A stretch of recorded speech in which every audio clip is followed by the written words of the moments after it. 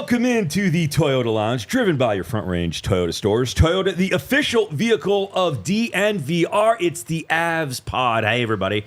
Glad to have you along. Rudo is on a well-deserved vacation. I mean, I don't think that man has ever taken a break, according to everybody here. So I hope he's on a beach somewhere or doing charity work or missionary work. But Nick Gismondi, we got Megs, we got Big E. And joining the show, our good friend, Coach Quinn. What's up, Coach? How are you? I don't know. That's a pretty impressive opening. I don't know if I belong in that category with all those guys that I saw in that opening. I'm feeling very honored today. It's good to have you. It's good to have you. And you've done so many different things throughout hockey. Obviously, currently you're the assistant with the Pittsburgh Penguins. But just first of all, how's summer going? What are you doing? Are you relaxing a little bit? You chilling? Where are you at right now? Yeah, I'm in Rhode Island, Westerly, Rhode Island. Just finishing building a house, which is never an easy task, and really excited about the opportunity in Pittsburgh. It's nice to work with Sully, a guy that I've known an awful long time, and it's just an exciting time. But it's building a house isn't easy. But again, nobody's going to shed a tear when you're building a new house. So it's good to be. It's just it's been an exciting summer in a lot of ways. And it's cool. You mentioned being with Sully. You guys go all the way back to your BU playing days. But I think the first thing I want to talk to you about is just kind of there's so many different paths in the sport of hockey, right? Everybody, I think, when they start, wants to be a player, wants to find their way to the NHL, and sometimes that works. And there's a million different ways that you can get to the NHL, and it's a tough road. But it's the same thing for coaching. You got to do a bunch of different things to get there. Maybe just tell us about how interesting your path was off the top. It's funny. I got into coaching because when I had to quit, it was a real difficult time in my life. And, as I was trying to figure out my next path after my career ended from a playing standpoint, I just kept coming back to the fact that through the most difficult times, the people that helped me the most, other than my parents, were my coaches, whether it be Larry Piatelli from the Kent School, Peter Bragdon, Jack Parker, Ben Smith. And, when I was trying to figure out what was next in life, I thought, boy, it'd be pretty cool to have that type of impact on somebody or players. And that's really what drew me to coaching. And, I got an incredible opportunity to be an assistant coach at Northeastern University. That was my first job. And, I never lost sight of the fact how fortunate I was. Ben Smith, who had recruited me to go to BU, was a head coach at Northeastern at the time, and he lost his assistant. And he asked me if I'd love to be his assistant coach. And it really was something that, I was so excited about the opportunity, and I knew I'd love it, but I didn't know I would love it at the depths that I ended up loving it. And it just, I've been very fortunate. I, moved to Nebraska, Omaha, and then I go to the national program and back to BU as an associate coach. And then we won a national championship, and then I get probably the biggest break in my career was becoming a head coach in the American League, because it opened so many doors. And I remember thinking to myself, boy, this is going to be a challenge, and this is going to be, I'm either going to make it or not, right? This is going to be the defining moment of my coaching career, because I didn't really know anybody in pro hockey, and it was an opportunity to kind of establish myself as a coach. Not that you're not coaching at the collegiate level, but there's a lot of recruiting that goes along with that, and really elevated me as a coach, and it really turned really was a springboard in my career. I know that the transition from college to NHL can be really challenging for players, but what was that like on a personal level for a coach between the rigorous schedule and heightened demands? Yeah, I was fortunate because I was an assistant coach with the U.S. national team in the World Championships in 2006 with Mike Sullivan, ironically. And so I'd had some experience coaching pros. And, I remember getting in the very first day of practice. Anyone who tells you they're not nervous or they don't have butterflies when you first coach a pro team, they're lying. I'll tell you that right now. I don't care how confident you are lying.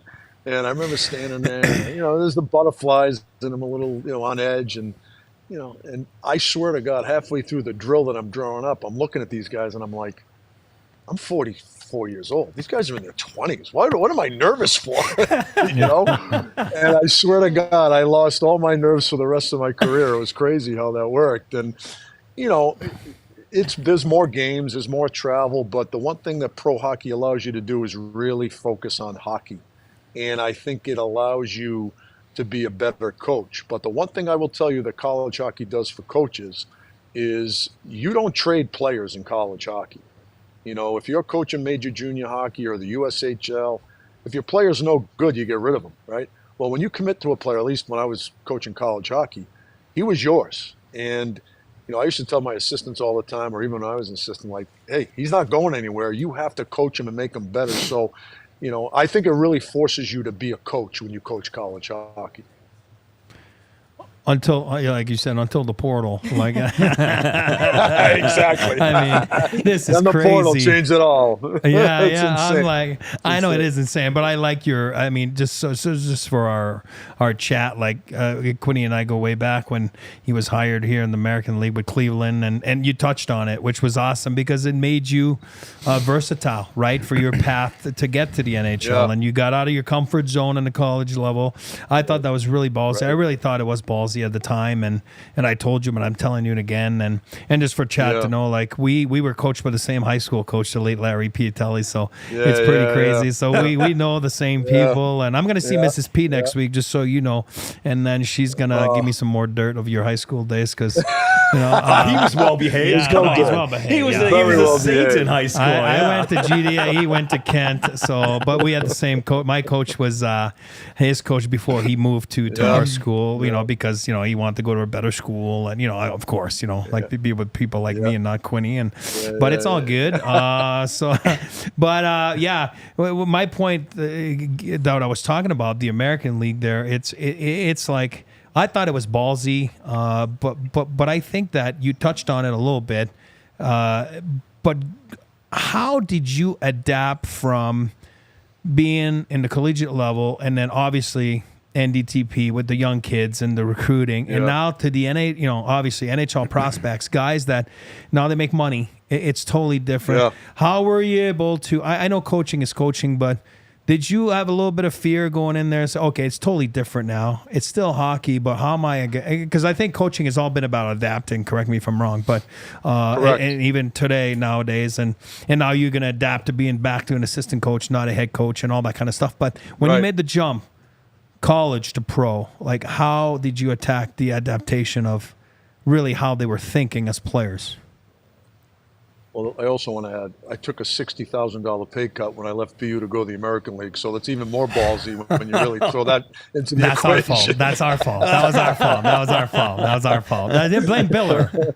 Blame Biller. Well, blame Bill. Coach, just give E your Venmo. He'll get you squared away on that. He'll take care of you right away. But it all worked out. It was a $60,000 investment, and it all worked out. But, you know, it's funny, you know, to your point, Eric, that, you know, there is that uneasiness. You're wondering, I really haven't done this before. And, you know, and I really broke it down, in my mind anyway, to keep it as simple as possible, right? There's still two nets out there. There's a couple of blue lines, a center red line. It's still hockey. And I'm dealing with human beings. And you can never lose sight of that. Now, you know, I wasn't coaching, even at BU, I wasn't coaching 18-year-olds the same way I was coaching 24-year-olds, right? So there is that adaptability you needed at the collegiate level, you know, because you're not coaching everybody the same way. And you can't coach everybody the same way regardless of what level you're at. What really changes things at the NHL level, and not so much the American League level, is the salaries, right? And, you know, I've said this an awful lot. You know, you could be the greatest American League coach, you could be the greatest college coach, you could be the greatest junior coach. Nothing prepares you to be a head coach in the National Hockey League. And the reason is, where are you going to go learn how to manage somebody who's making $11.5 million a year, right? So, you know, for example, Artemi Panarin in New York, or Eric Carlson making 11.5, like at any point in time, they could have told me to beat it, right?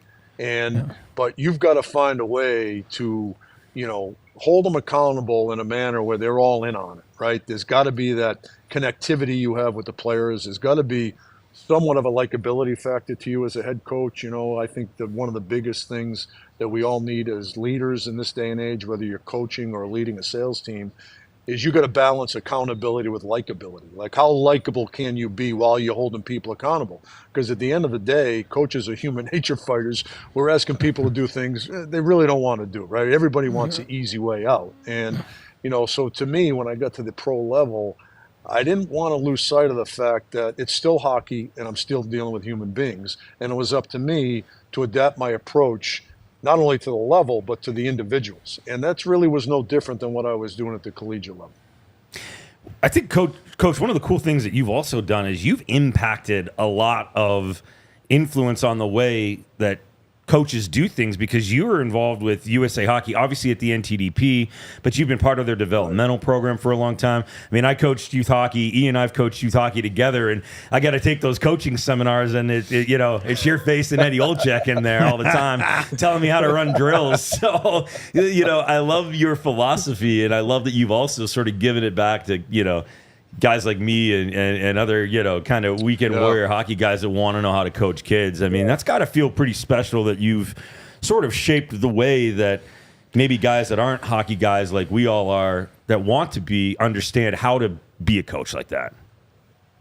Well, I've been incredibly fortunate, and I never, ever lose sight of the fact how fortunate I've been in my coaching career. And one of the things I think is important for all of us, I don't care if I'm a head coach in the National Hockey League or not, you can learn from everybody and anybody. Yep. And,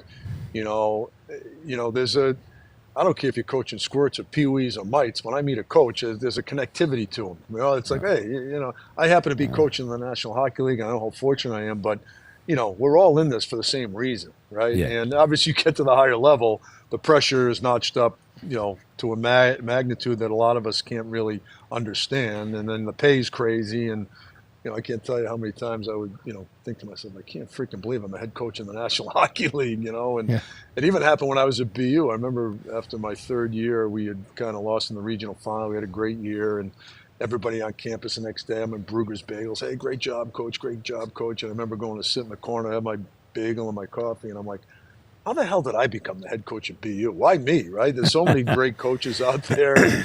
I'm like, what the hell did I do to deserve this? And I said to myself, if someone asked me, what was key in your career? I thought of two things. One, I never had an agenda. No matter where I went, I just wanted to be the best coach I could be wherever I was. And two, don't be an ass, right? Like, just be good to people, no matter who they are. And I when I went to Lake Erie, I didn't know where it was going to bring me. I just wanted to do the best job I could in the American League, right? And to me, that's so important as coaches, because if there's an agenda, or you're thinking about the next move, or you kind of lose sight of why you do it, right? And I just I've been so fortunate, and like I said, no matter where you're coaching, you can always learn from other people, and it really is. It makes you feel good when you have conversations with coaches and you talk hockey, and you offer something, but you also take something from those conversations. Thinking back to some of the young players you've coached who've carved out NHL careers, among any of those players who had limitations placed on them early in their development, like this guy tops out at this level, for those who exceeded those expectations, what key things did they have in common? Well, they had a believability in themselves, and there's a difference between arrogance and swagger, and it's almost so small you can't define it, right? You got to have an arrogance. You got to have a swagger about you, but you can't have an arrogance, because then all of a sudden the arrogance starts getting in the way of you becoming a better player, because you make a lot of assumptions when you're arrogant. And, the one consistent trait that you see in great players is they have a swagger.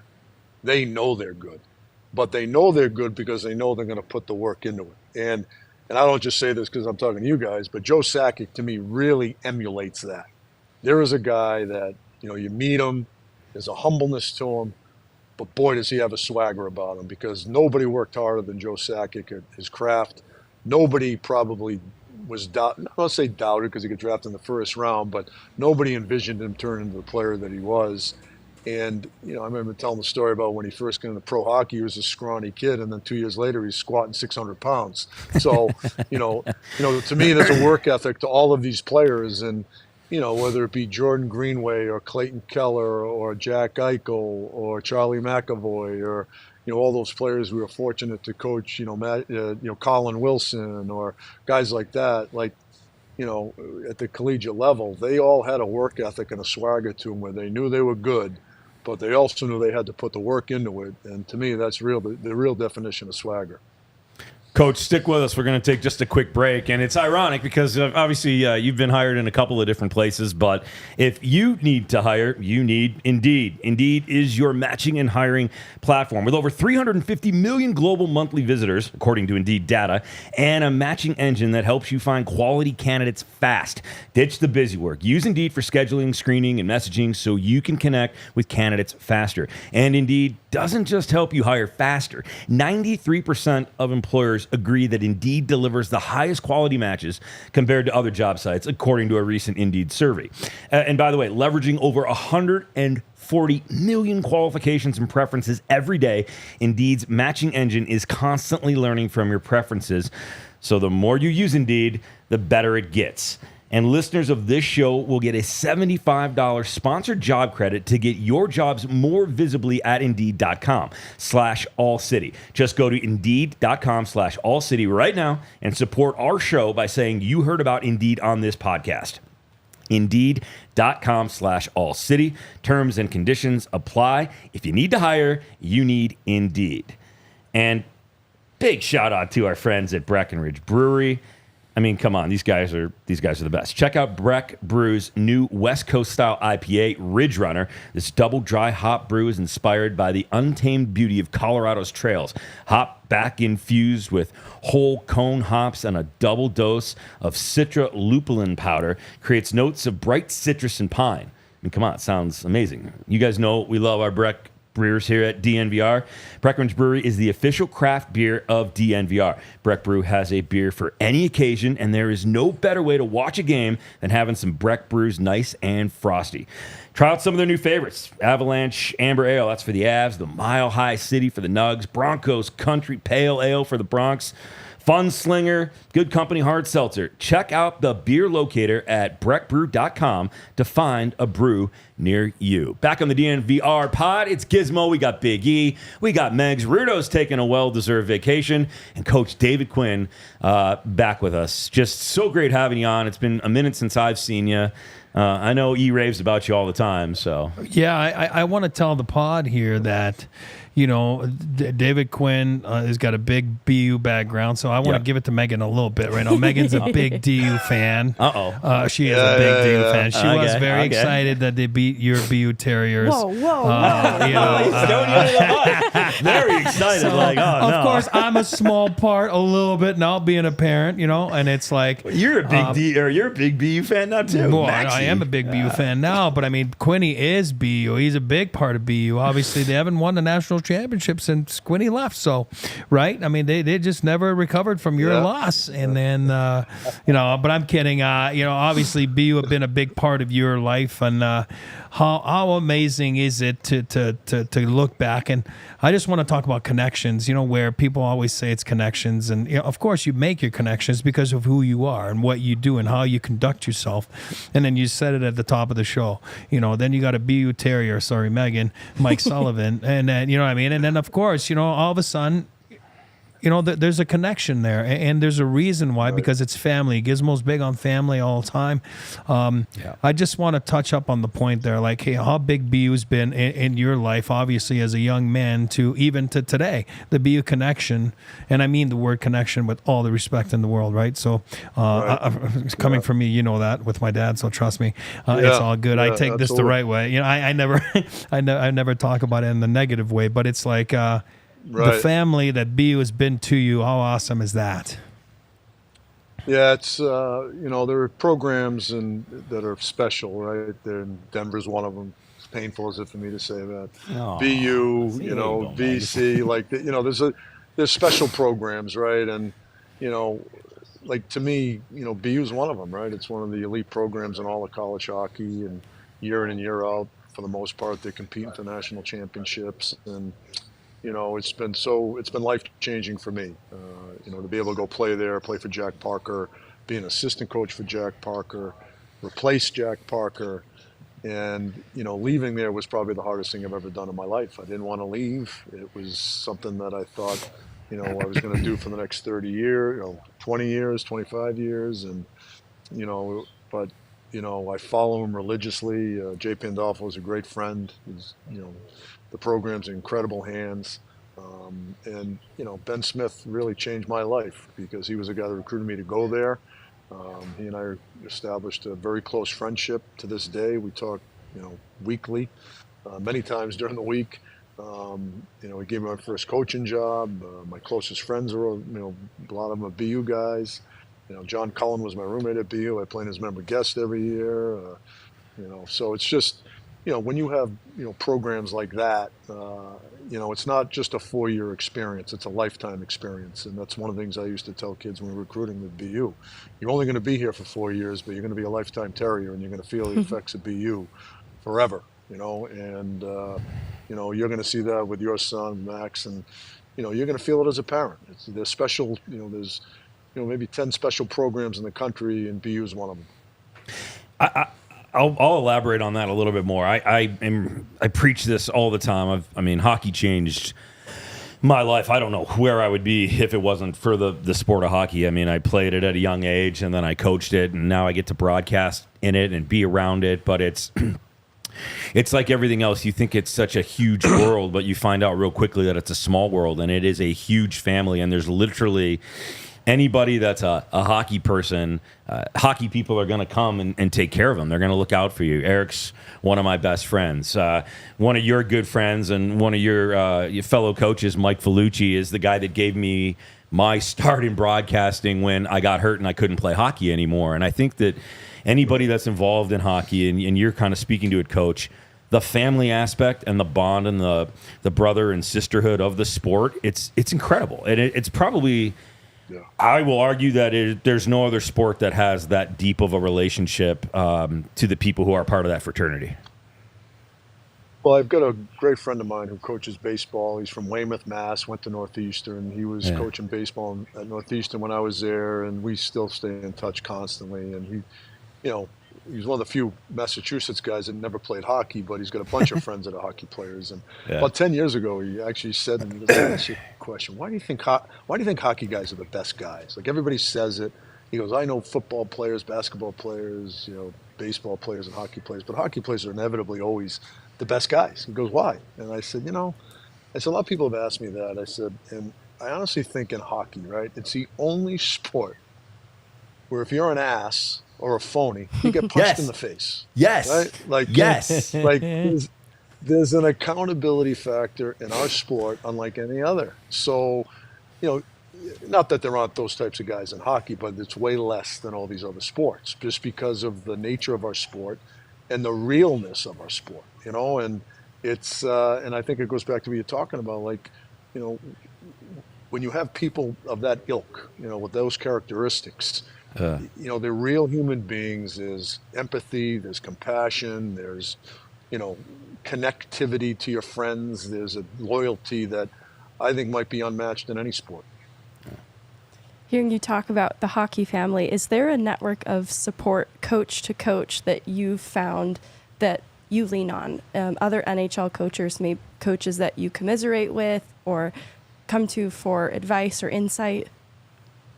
Yeah, I think we all have our friends, right, that are in the game and guys that kind of go through similar experiences that you go through, and, lifelong friends that, for me, like John Hines or Mike Sullivan and, guys like that are, in the National Hockey League coaching. And, I was actually talking to Jeff Blashill this morning for a long time, and, Derek Lalonde, who I've coached with. So, you've got connections and friendships that, even guys, David Oliver, who I worked with in Lake Erie in New York, and Lindy Ruff, and, you do have people that you can lean on because all these people have been through different types of experiences that can help you through difficult times. And, even though you're a coach in the National Hockey League, they're different jobs. When you're coaching a rebuild, it's a different job than when you're trying to achieve, win a Stanley Cup, right? And, when I was at BU, I used to joke all the time, being at BU, even though I'm coaching in Hockey East and I coach at BU, I have a completely different job than the guy coaching Lowell or Merrimack or any schools like that, because we just get different types of players. And it's, so, I think, the bigger your pool of friends are and, your connections are, the more opportunity you have to better yourself as a coach.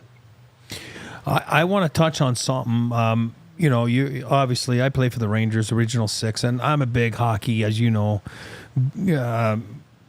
historian. You know what I mean? I love it. I love the game, and I'm just a purist. And playing for the Original Six team was awesome for me. It's one of my biggest things. I cherish it. My son's got the Ranger jersey in his room, and and then you coach the New York Rangers. I don't care what you say, or you're not going to brag about yourself, but you coach one of the biggest franchises in the history of the National Hockey League. So for me, I know you take pride in that, and I think it's pretty crazy. But what I'm trying to say here, and I hope you're comfortable with that, talking about this for a second, what I'm leading to is Meghan wrote a nice piece this year about mental health and all that kind of stuff, and the rigorous, sometimes like steps to get to somewhere. You talked about earlier, and I'm going to put you on the spot there, and I hope it's all right. You talked about earlier when your career as a player ended, you turned towards coaching because, that's, the reasons that you gave us, that's what you knew. And those were the guys that were the greatest. And I just want people to understand in chat that if you're okay with it,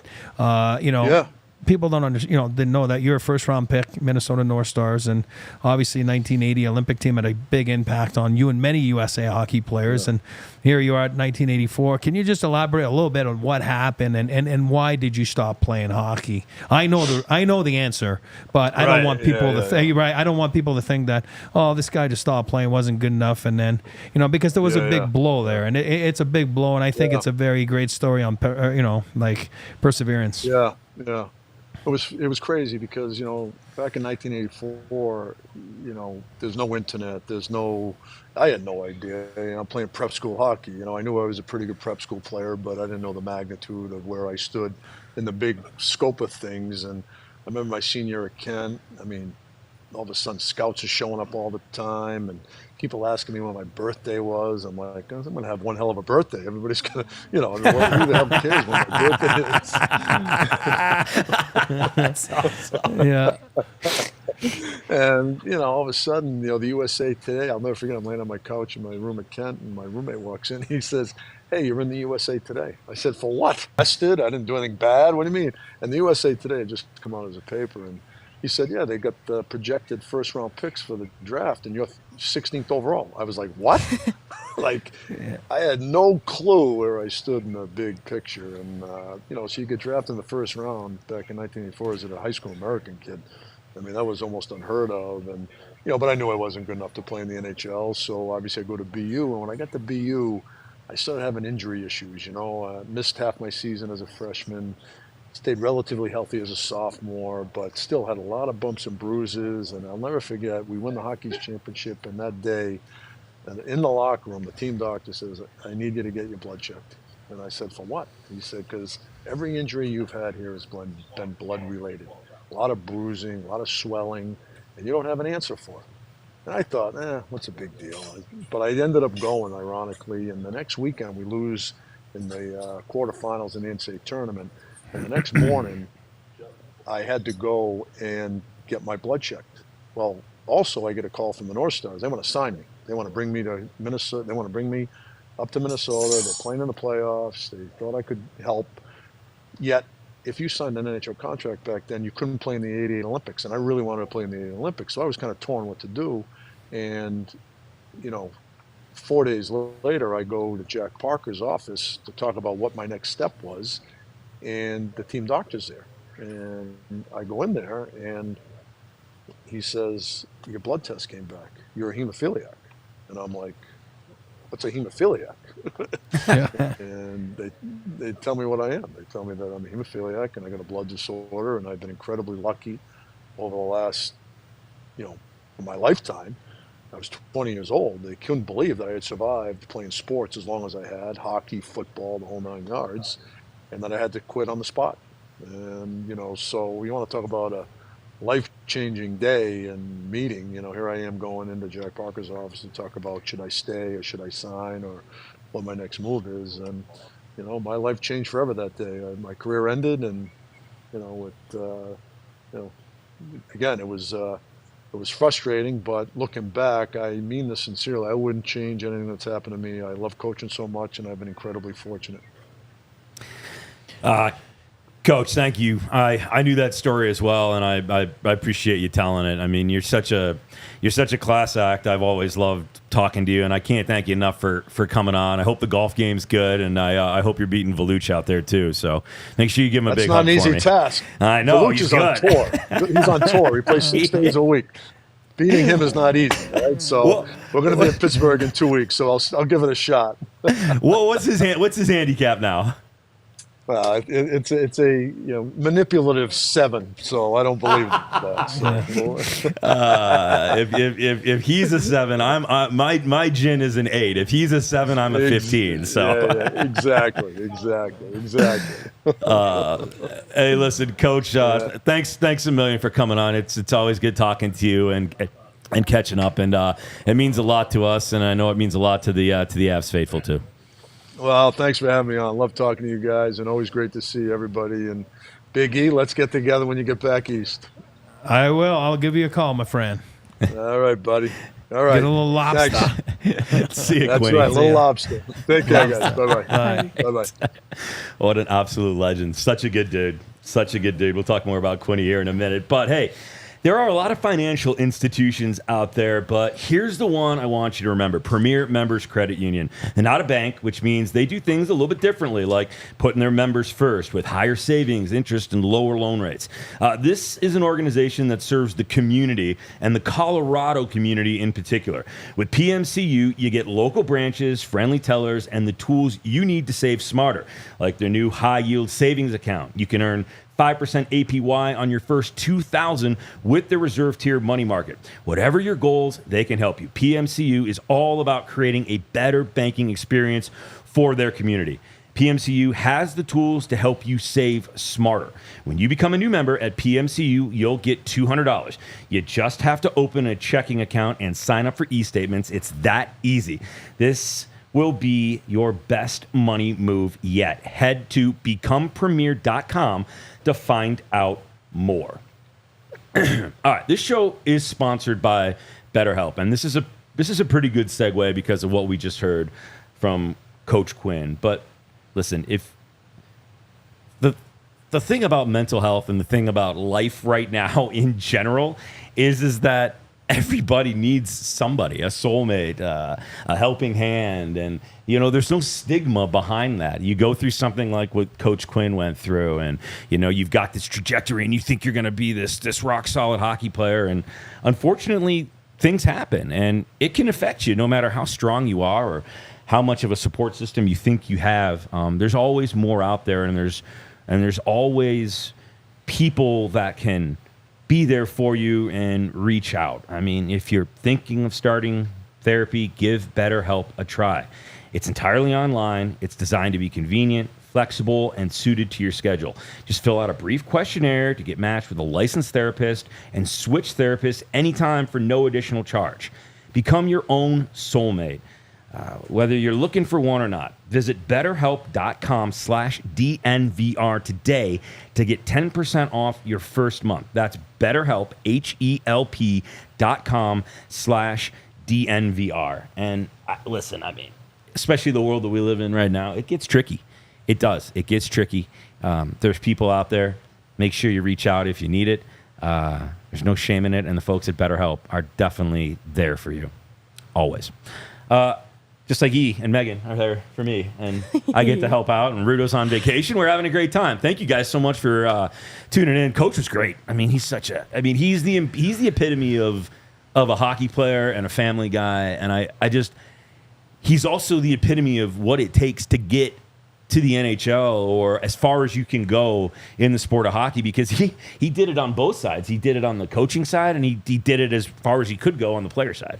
Yeah, and that can segue into what we can talk about right now a little bit, because I remember when David was a college coach, right? You're talking about college coach where go back to the what is it, late 2000s maybe, give and take. I don't remember when Quinny came in. I honestly don't remember the year. I mean, I feel like I'm still 22 years old, so the years all blend in. 20. But thank you, I appreciate that. But I remember the league's getting younger, because of salary cap issues and not issues, but the reality of the salary cap. Yeah. You need some entry-level guys, and more than ever at that time, to this day, same thing. And then Quinny, had the college background. And I think that if you're in hockey back then at the time, it was more like, why are they hiring this guy? You know what I mean? Like, why are they hiring a college guy? Yeah. You know what I mean? And now it's a little more common, and all people are talking about David Carl and, whatever, opportunities. But back then it was like, I don't want to say taboo, but it was a little weird, because you're like, oh no, there's guys in juniors, there's guys, recycle guys, and, which is fine, But Quinny was more like, well, he's a college kid. How's he going to relate to the pros? Where it's more, look at his background, college background, assistant coach, head coach, and then NDDP, dealing with high-profile young men. That was the reasoning behind it. And Biller was one of the guys that, went and why David Quinn. I always tell Meghan, Tiff, anyone, AJ, Rudo, there's always a connection somewhere. And that's why I mean the word connection. I never use it as a bad word. I never say like, oh yeah, it's nepotism or what. I've had to deal with that my whole life. It's fine. But what I'm saying is you create your connections, you create your circle, you create your stuff. And if you go back in those years, two of the high-profile picks of the Colorado Avalanche were what? Kevin Shattenkirk and Kobe Cohen. Mm-hmm. I mean, it was. Both what? BU products. What does that mean? Biller, that was working in development and all that kind of stuff back then. So you're spending a lot of time where? No. At BU. Now you develop a relationship with a guy like David Quinn. Now when the time comes that all of a sudden there's a coaching change in the American League level, it's like, hey, I really like this guy because I'd like to throw this guy's name in the hat because I think we should interview him, we should talk about him. And again, now you got to get over but he's a college guy and you know what I mean. But no, he's dealing with young guys. He's dealing with high end. Over the past few years, he's got 2 of our first round picks. Yeah. Right. He recruited them, has a relationship with them. Right. So I think he'd be the perfect guy, to put in Lake Erie. So that's what I mean by your path to the NHL is like. A lot of times is, and I think Quinny nailed it on the head, that don't be an ass, you know what I mean? And I think it's about relationships. It's about, and it starts right there. Like the connection to the Avs, for example, how he became part of the Avalanche family was exactly that, was nurturing 2 of their first and second round picks. Yeah. There's a saying in hockey, you're a good guy. Literally, you're a good guy or you're a bad guy. And if you get labeled as a bad guy in the sport of hockey, you get kind of pushed out of the group, right? And you can tell right away. And there's not many. There's not many bad guys, quote unquote, in hockey, but there are a lot more good guys. Quinny is one of those guys. And I think, the path to hockey. It used to be like if you were a junior player, You played your midget major, and then you better be going to the the Canadian Hockey League, the CHL, which is the OHL, the WHL, the QMJHL. Otherwise, you weren't getting drafted in the NHL. But now it's if it was the CHL primarily, that's leveled off, and the NCAA and the kids that are coming out of the NCAA and the talent that's coming out of the NCAA, Celebrini. I mean, it's pretty cool how it's changed, and there's a lot more paths to get to the big show than there was when I was trying to make it. I think looking at the Colorado Avalanche in recent seasons, dipping into the college free agency pool and getting pro players from it, some of that still yet to be seen if they can have it translate at the NHL level, like with Sam Malinsky, but we're still not sure what kind of player they have in Jason Polin. And Ben Myers, though it didn't work out in Colorado, was a highly coveted free agent coming out of college as well. To your point, and I'm obviously biased, I do think that the stakes have changed for how the NCAA is viewed as a pathway. I think it is respected as a feeder to the pro league so much more than it was before, just because the number of players coming out of college programs and finding pro success is just getting higher and higher. And there's been changes, I think, within college hockey. Whether you love it or not, the transfer portal has also made it a really competitive environment. And I think that's also given players agency over their paths, and so they can choose what they think is going to give them more opportunity. So a player like Taylor McCarr, Kale's little brother, wasn't finding the success that he had hoped at UMass and is going to carve out his own path now at Maine. And I think it's really interesting that players have that option now. Yeah. I love to see college hockey get the respect I've always given it as a pathway. And I love the point. in talking about Quinn specifically, that it matters how you treat people. There's a running joke on the pod that I describe basically every Avs player is the nicest guy in the room. It's true. But it's true. I do like most anyone. So if I don't like somebody, there's a reason for it. And every Avs player is the nicest guy in the room. It is a really, it's a funny bit we've had running here. Yeah, but it's accurate. I mean, you don't run into many people involved in the sport of hockey because there's an inherent respect for the game. I mean, E and I didn't know each other before we, by happenstance, and the hockey gods put us together with the Vegas Golden Knights. Flash forward, oh my gosh, what is it now? Almost 9 years that we've been friends, and it's not only that, but it's part of family now. I mean, your wife and your kids are family. I've literally come running for your son when he's needed me. I mean, that's what the game is, and I think that it breeds that a little bit, and I love that there are more opportunities for people to be a part of that family. And I really do love, like, listen, I came through I was inherently close with the Ontario Hockey League, so I know what Major Junior did, and I know how cool it was, and I know what the experience was, but I really love that guys have the opportunity now to play at a DU or a BU and have the exact same option to get to the NHL that guys in Major Junior did, because I think it helps. It's funny you brought up Taylor McCarr, and again, I think it ties into the point I was saying earlier about relationships. A lot of people will say, and again, maybe Taylor is listening. I don't know. You can't worry. Yeah, you can't worry about your last name. You can't worry about that you're the brother of the other. At the end of the day, you're gonna make it or you're not gonna make it. But if you make it, you're gonna make it on your own. Yeah, it's not because you're the brother of. Now, Cale was at UMass, right? Greg Carvel, great coach, had a great experience that, as we know, at UMass, decides to go back for his sophomore season, which was the right call. Yeah, and it was one of his best years. It was the right call to define him, to make him what he is today.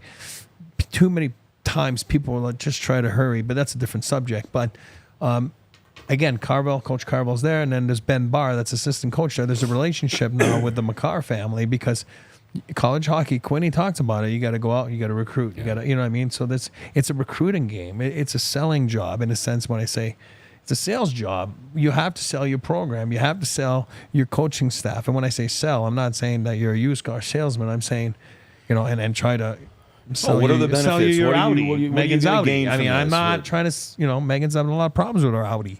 So, right? So I'm just saying, you got to make sure. But all of a sudden, Ben Barr becomes the head coach at Maine. Where's Taylor McCarr going now? He's in the portals going to Maine. There's a relationship there, know, and sometimes it's okay, There's some younger people might not know what Cheers, the TV show Cheers. I'm a big really Cheers nice fan. bar, lots of people, everybody friendly, good spot. Yeah, I'm just saying. Nice Boston reference. Sometimes too, you by the way. want to know where everybody knows your name, right? You know what I mean? And that's what that is, And there's a familiarity. There's a comfort level. So then all of a sudden Taylor's going there not because UMass is not a good place, not because Coach Carvel is a bad coach, or because maybe I have a more sense of something with Coach Barr that's now, and then maybe I get a better opportunity there, and maybe I play on a different, and who knows where it's going to lead them. You know what I mean? So that's what it's all about. It's about relationship. College hockey, like you said, the landslide has been so different. We just talked to Quinny. Look at the versatility of his background. It's absolutely crazy. So there's many ways you can make it as a coach. You guys know the story of, Tony Granato, or that we talked to, right? It's totally different than the path that David Quinn took. It's totally different than the path that, Jared Bednar took. So there's many avenues how to become a coach. There's many avenues on how to turn a bad luck story, a shitty story, because that's a shitty story, and to make it, turned into something, and then really make it. I didn't make it as a player not because I did something bad, not because I wasn't good enough. I'll never know if I was good enough or not. And that's tough mentally, you know what I mean? And next thing you know, I didn't make it because of something, a disease that was there, and it's how you react to it. So, as players, also we talk about college hockey, and we'll talk a little bit on it right now. And we can have a show coming up. You know, got to wait probably in the, we have to, you know, in the next few weeks kind of see a little bit where the lay of the land this is going. You know what I mean? But it's going to affect everything we're talking about right now in a sense of junior leagues. How's that going to work? You know, like you had to make a decision. Do you go to college hockey or do you go to major junior? Now it's going to be, no, you can go major junior and then you can flip and after your major junior is over at 20, you can go play college hockey now, which was unheard of. And that's where it's going. I'm not saying it's going to be like that this year, but obviously you went to courts and now it's going to be, now how's that going to affect all the other leagues? USHL, NAHL, there's a million there's a million leagues junior now, leagues, and I respect all the leagues because you fall where you fall. That's where you are in your development, and that's where you're at. Are you in a AJHL in Canada, or are you in the USHL here? And I think it's going to happen. That's why I say we will have a show on this because it's a very interesting topic, and it's going to be very and weird, you know, because you could never play back then. Like in the you had to make a choice. The choice will be gone now. So what is that going to do to the USHL? What is that going to do? Meaning you can go play now major junior. Why wouldn't you go play there? You know, because it's labeled as the best. I know it's leveled off, but I'm saying, you know, it's like, okay, but I can always go back. You know what I mean? And I know you could do that now. You can go play, but you'll top off at the USHL because now you've played there. You can't go play college hockey because you lost your eligibility. So it's going to be a shit show. It will be. It will be an absolute wow.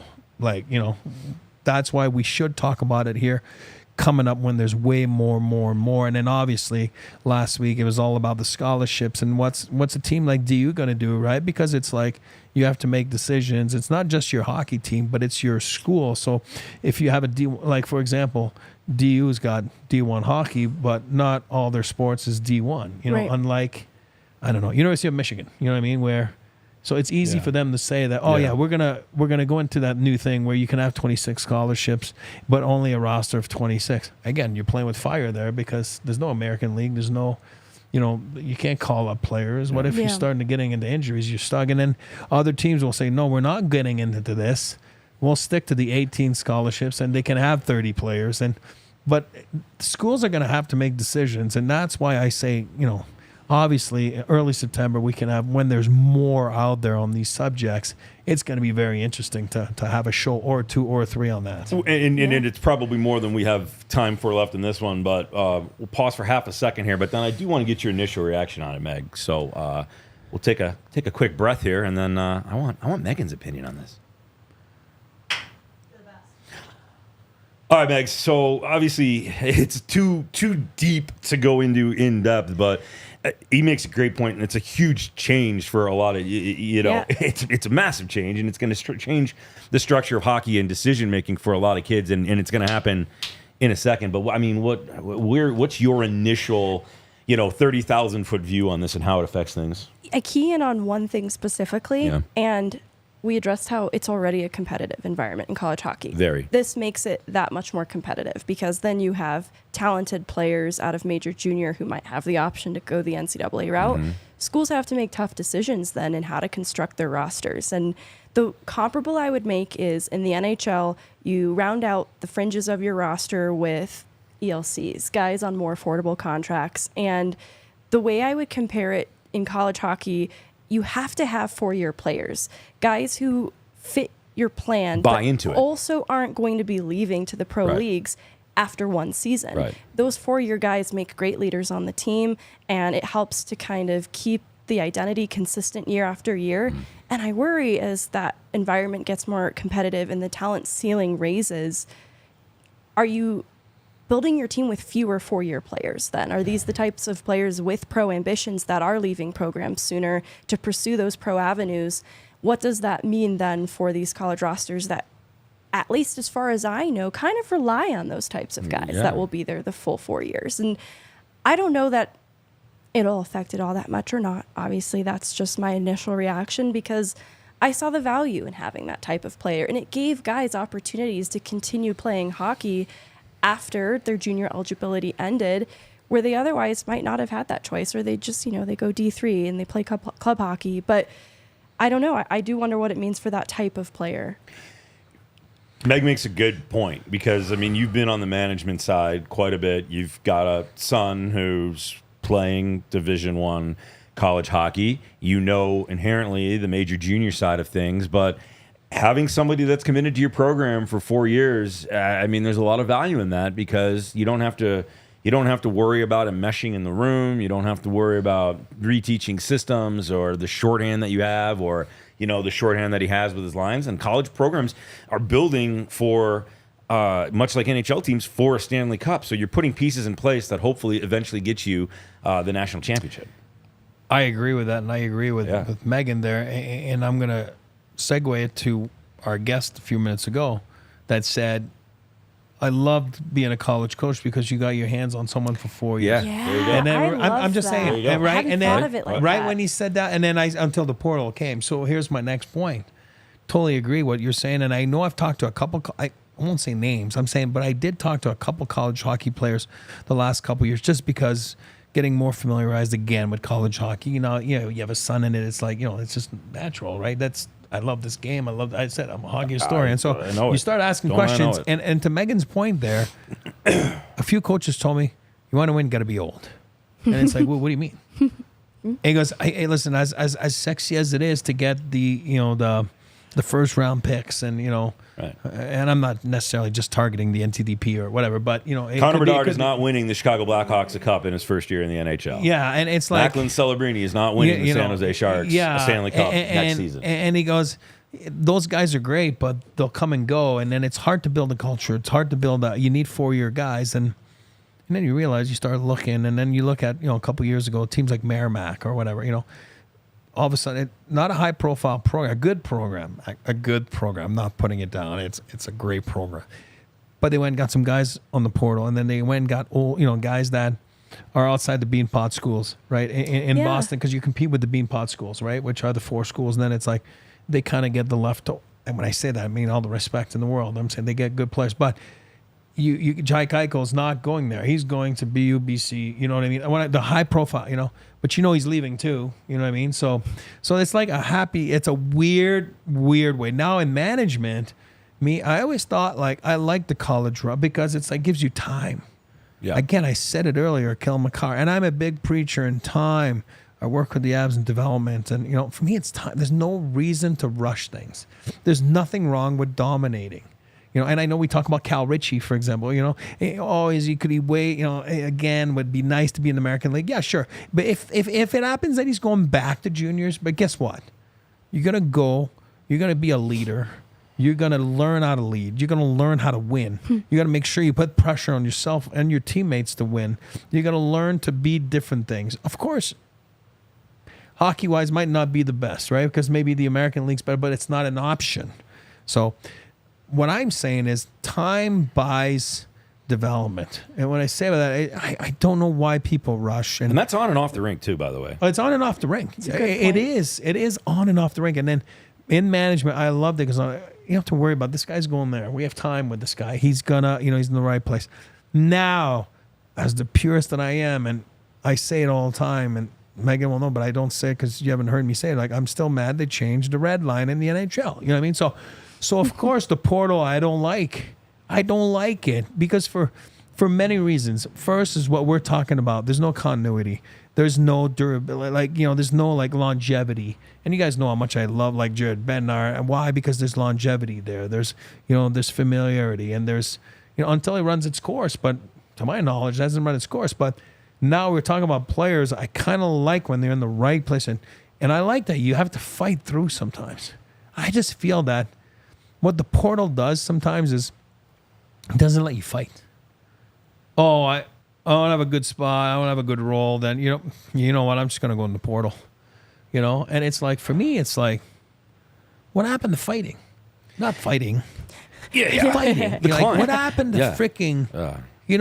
All right, putting your work boots on and going to see your coach and all that kind of stuff. I just Get in the feel gym that, more. and I'm not saying Take that more doesn't. reps. It does happen. Some guys do fight, but I'm saying that a lot of people don't. They just get in the portal. And, I was going to the portal, and it's like, so now, you have a guy, and that leads to the point that I'm finally. I just kind of went to Pueblo first before going downtown, and and before I was on my way to Fort Collins, but I went to Pueblo. You know what I mean? So if you're from here, you'll know that that's not the right direction.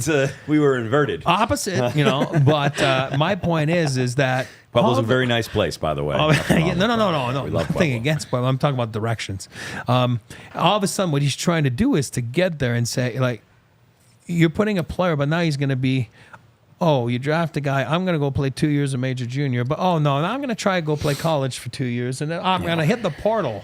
And I'm going to go. Next thing you know, like, there's no, like, freaking, like, consistency. The guy's been on 4 freaking teams, and then you're like, where is this going? You know what I mean? Like, and I'm not saying change is bad. I'm saying, oh boy, in development, it is so nice to be somewhere and have a little bit of consistency. So I think that's going to be a little bit of a challenge. We'll talk about it later, but not today, but in a different show. There's a lot of moving parts going on with college hockey, and then which will affect all the junior leagues, which will affect prospects at the NHL level, which will affect the American League, which will affect many things. So it's a big mixed bag right now, and then it'll be interesting to see how it kind of all gets uncovered.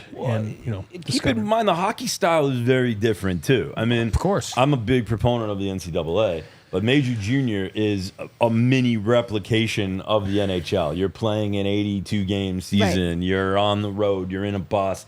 It's a little tougher. There's fighting. You're not wearing a cage. You can wear a half shield. You don't even have to wear a shield. Well, I think you do have to wear a shield now, even if you're 18. But you don't have to wear the full cage. So the major junior route, it just changes the way the hockey style. I mean, hockey's hockey. Like Coach said, 2 nets, bunch of lines, pretty slick ice surface.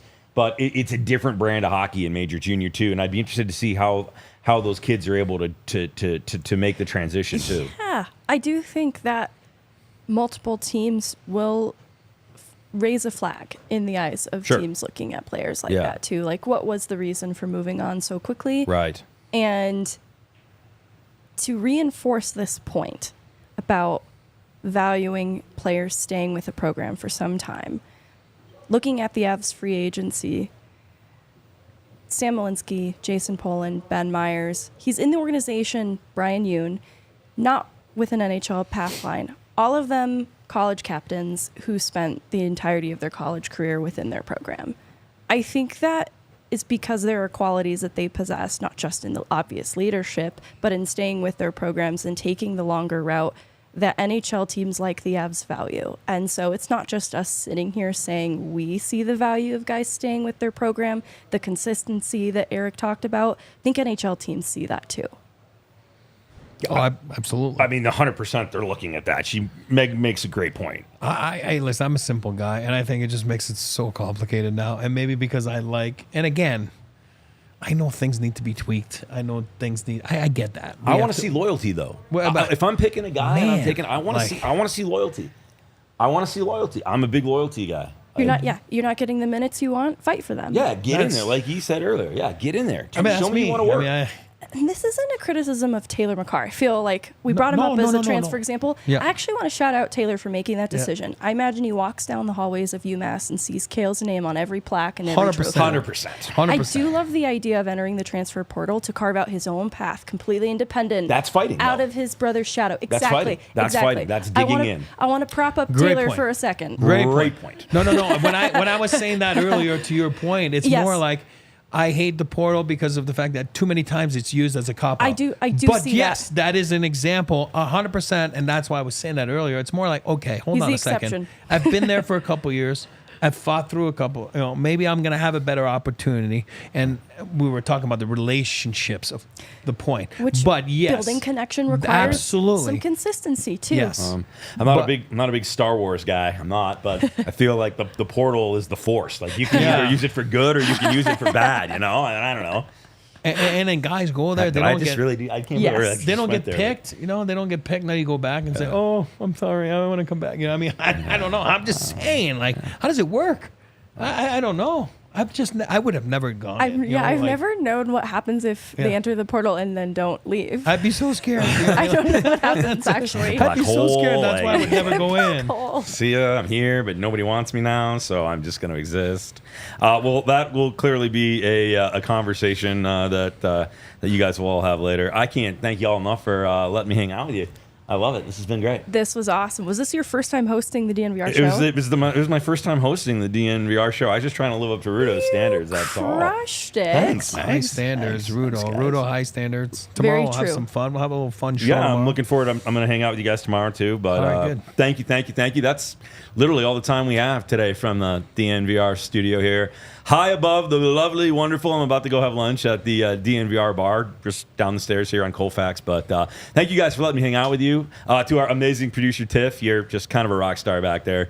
We probably need to put her on camera more because she's crushing it behind, making us all look good. And shout out to our boy, Rudo. Rudo, thanks for letting me try to fill your shoes. And thank you to Coach Quinn for coming on. Thank all of you for watching. Megs, thanks. E, thank you. I'm Nick Gismondi. We'll see you next time on the DNVR pod. Actually, we'll see you tomorrow. We all silly like the mayor.